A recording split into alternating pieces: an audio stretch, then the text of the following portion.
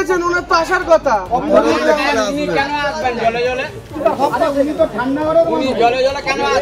আমি তো হেরে গেছি। আপনি হেরে গেছেন বলে জলে জলে এসেছেন, যাতে পরে জিততে পারেন। উনি জিতে আছেন, ওই জন্য আসেন।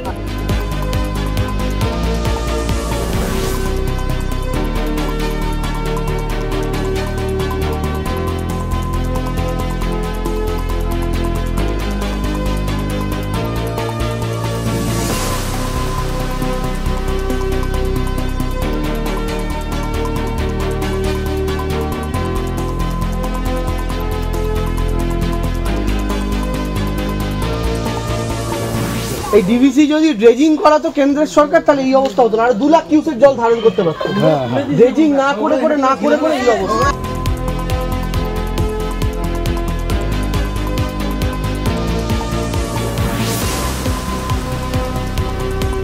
এই যে এলাকাগুলো, এই যে এখানকার যে এলাকার যে সমস্যা বছরের পর বছরের, একটা হচ্ছে খাল সংস্কারের একটা বিষয় রয়েছে দীর্ঘদিন ধরে পেন্ডিং।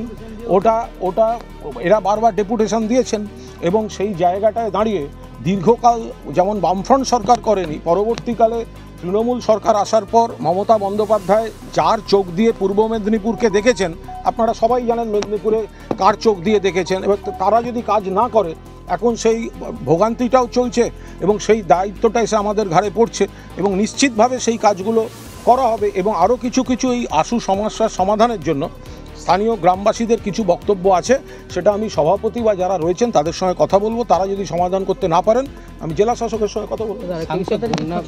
হ্যাঁ, সাংসদ কোথায়?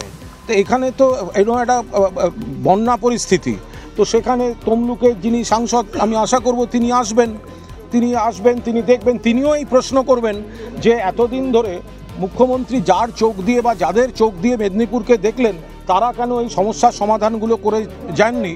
তিনি এসে একবার গ্রামে জলের মধ্যে দাঁড়ান, মানুষের সঙ্গে কথা বলুন। ভোটে শুধু জিতলে হবে মানুষকে সাময়িকভাবে বিভ্রান্ত করে দিয়ে?